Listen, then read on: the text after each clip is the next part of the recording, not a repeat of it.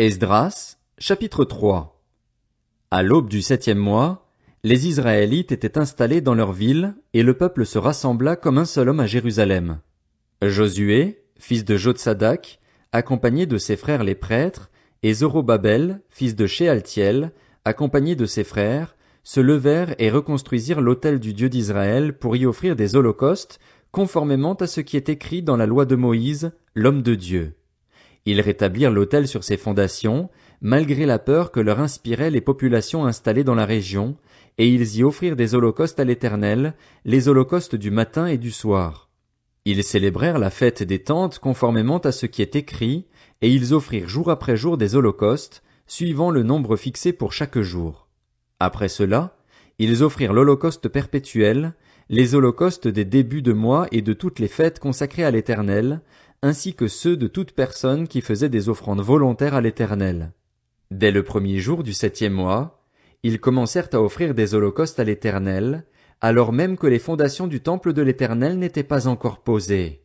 On donna de l'argent aux tailleurs de pierre et aux charpentiers, ainsi que de la nourriture, des boissons et de l'huile aux Sidoniens et aux Tyriens, pour qu'ils amènent du cèdre du Liban par mer jusqu'à Jaffa. On agit de cette manière suivant l'autorisation reçue de Cyrus, roi de Perse. Le 2e mois de la 2e année, après leur arrivée à la maison de Dieu à Jérusalem, Zorobabel, fils de Shealtiel, Josué, fils de Jotsadak, ainsi que le reste de leurs frères, les prêtres, les Lévites et tous ceux qui étaient revenus de déportation à Jérusalem, se mirent à l'œuvre. On chargea les Lévites âgés de 20 ans et plus de surveiller les travaux de la maison de l'Éternel. Josué, accompagné de ses fils et de ses frères, Kadmiel, accompagné de ses fils et des Judéens, s'occupèrent tous ensemble de surveiller ceux qui travaillaient à la maison de Dieu. Il y avait aussi les fils de Henadad avec leurs fils et leurs frères, les Lévites. Lorsque les maçons posèrent les fondations du temple de l'Éternel, on disposa les prêtres en costume avec les trompettes et les Lévites, fils d'Asaph, avec les cymbales, afin qu'ils célèbrent l'Éternel d'après les directives de David, roi d'Israël. Ils se répandaient, en louant et célébrant l'Éternel. Il est bon, oui, sa bonté dure éternellement pour Israël. Et tout le peuple poussait de grands cris de joie en louant l'Éternel, parce qu'on posait les fondations de la maison de l'Éternel.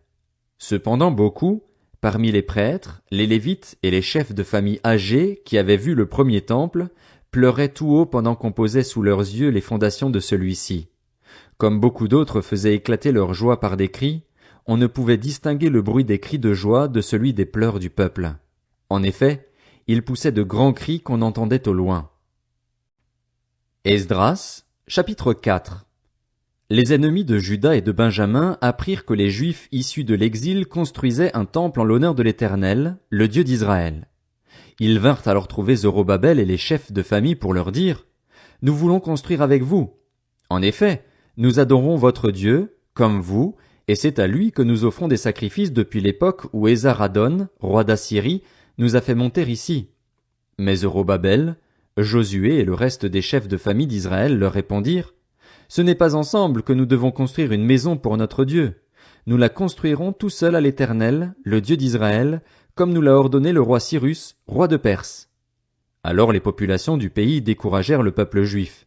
Elles l'intimidèrent pour l'empêcher de construire et elles soudoyèrent des conseillers pour faire échouer son entreprise. Ces manœuvres durèrent toute la vie de Cyrus, roi de Perse, et jusqu'au règne de Darius sur la Perse.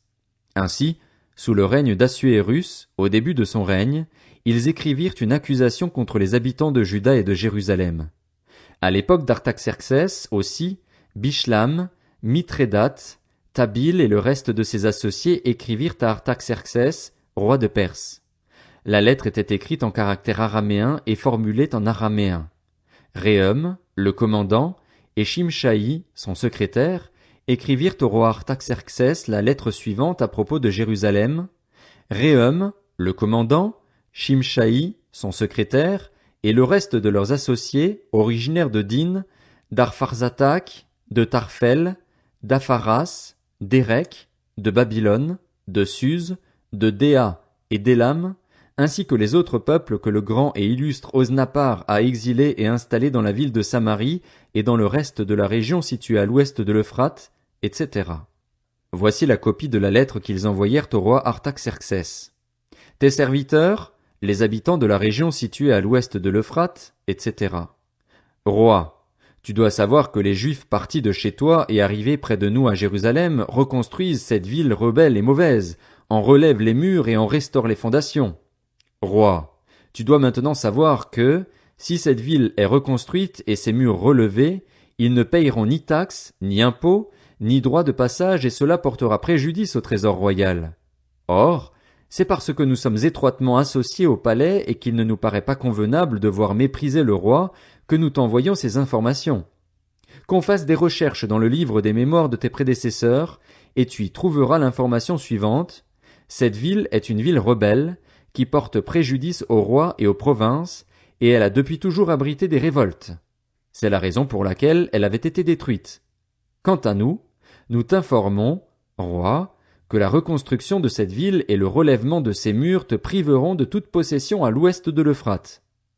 Voici la réponse envoyée par le roi à Réhum, le commandant, à Shimshaï, son secrétaire, et au reste de leurs associés installés à Samarie et dans le reste de la région située à l'ouest de l'Euphrate. Mes vœux de paix, etc. La lettre que vous nous avez envoyée a été lue distinctement devant moi.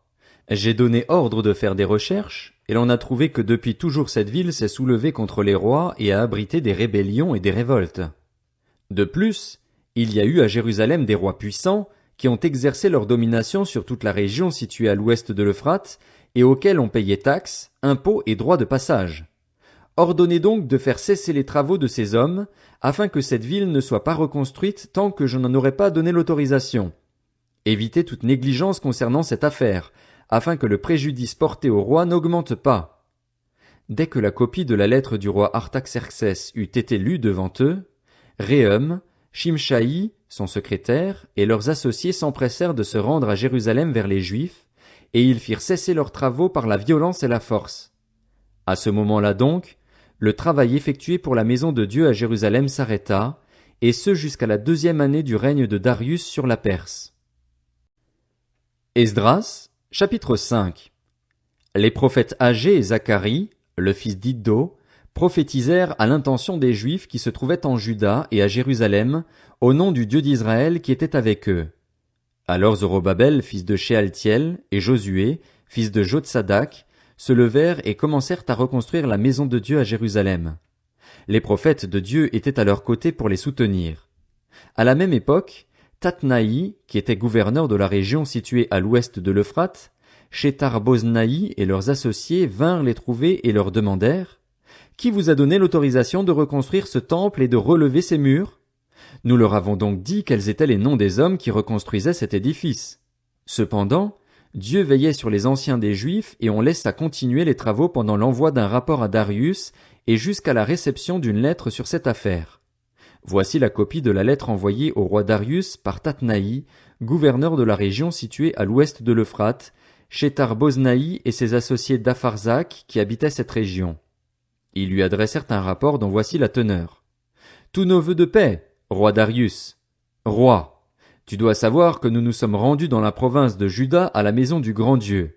Or, elle est reconstruite en pierre de taille et le bois est posé contre les murs. Ce travail est effectué avec soin et progresse rapidement entre leurs mains. Nous avons interrogé les anciens en leur demandant « Qui vous a donné l'autorisation de reconstruire ce temple et de relever ses murs ?» Nous leur avons même demandé leurs noms pour te les faire connaître en te donnant par écrit ceux des hommes qui sont à leur tête. Voici la réponse qu'ils nous ont faite. Nous sommes les serviteurs du Dieu du ciel et de la terre, et nous reconstruisons le temple qui avait été construit il y a bien longtemps. C'était un grand roi d'Israël qui l'avait construit et terminé. Mais nos ancêtres ont irrité le Dieu du ciel, de sorte qu'il les a soumis à la domination du Babylonien Nebuchadnezzar, roi de Babylone, qui a détruit ce temple et exilé le peuple à Babylone. Toutefois, la première année de son règne sur Babylone, le roi Cyrus a donné l'ordre de reconstruire cette maison de Dieu. Il a même retiré du temple de Babylone les ustensiles en or et en argent de la maison de Dieu, que Nebuchadnezzar avait enlevés du temple de Jérusalem et amenés dans le temple de Babylone. Il les a fait remettre au dénommé Sheshbatsar, qu'il a désigné gouverneur, et il lui a ordonné de prendre ces ustensiles, d'aller les déposer dans le temple de Jérusalem et de reconstruire la maison de Dieu sur son emplacement. Ce Sheshbatsar est donc venu, il a posé les fondations de la maison de Dieu à Jérusalem et, depuis ce moment jusqu'à maintenant, elle est en construction, sans avoir encore été terminée. Maintenant, si le roi le juge bon, que l'on fasse des recherches dans le dépôt des trésors royaux à Babylone, pour vérifier si le roi Cyrus a effectivement donné l'ordre de reconstruire cette maison de Dieu à Jérusalem. Que le roi nous fasse connaître ensuite quelle est sa volonté concernant cette affaire. Esdras, chapitre 6. Alors le roi Darius donna l'ordre de faire des recherches dans le bâtiment des archives où l'on déposait les trésors à Babylone, et l'on trouva à Ashméta, dans la place forte qui se trouve dans la province de Médie, un rouleau sur lequel était consigné le rapport suivant. La première année de son règne, le roi Cyrus a donné l'ordre que voici concernant la maison de Dieu à Jérusalem. Que le temple soit reconstruit pour être un endroit où l'on offre des sacrifices et qu'il ait de solides fondations. Il aura 30 mètres de haut et de large, 3 rangées de pierres de taille et 1 rangée de bois neuf. Les frais seront pris en charge par le palais royal. De plus, on rendra les ustensiles en or et en argent de la maison de Dieu que Nebuchadnezzar avait enlevés du temple de Jérusalem et amenés à Babylone. Chacun retrouvera sa place au temple de Jérusalem, on les déposera dans la maison de Dieu. Maintenant, Tatnaï, toi qui es gouverneur de la région située à l'ouest de l'Euphrate, Shethar-Boznaï et vos associés d'Apharzak qui habitaient cette région, tenez-vous loin de cet endroit. Laissez les travaux de cette maison de Dieu se poursuivre. Que le gouverneur des Juifs et les anciens des Juifs la reconstruisent sur son emplacement. Voici l'ordre que je donne concernant la manière dont vous devrez vous comporter envers ces anciens des Juifs pour la construction de cette maison de Dieu.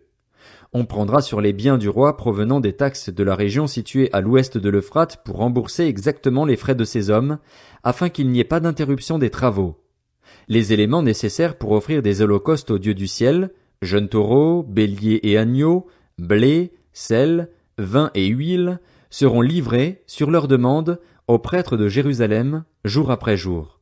Faites cela sans négligence, afin qu'ils offrent des sacrifices dont l'odeur est agréable au Dieu du ciel et qu'ils prient pour la vie du roi et de ses fils. Et voici l'ordre que je donne concernant tout homme qui modifiera ce décret. On arrachera une poutre à sa maison, on la dressera pour l'y empaler et l'on fera de sa maison un tas de décombres. Que le Dieu qui fait résider son nom à cet endroit renverse tout roi et tout peuple qui chercherait à modifier ce décret, à détruire cette maison de Dieu à Jérusalem. C'est moi, Darius, qui ai donné cet ordre, qu'il soit fidèlement appliqué.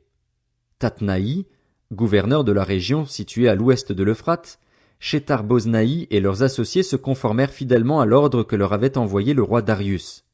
Quant aux anciens des Juifs, ils progressèrent rapidement dans la construction, encouragés par les prophéties du prophète Agé et de Zacharie, fils d'Iddo.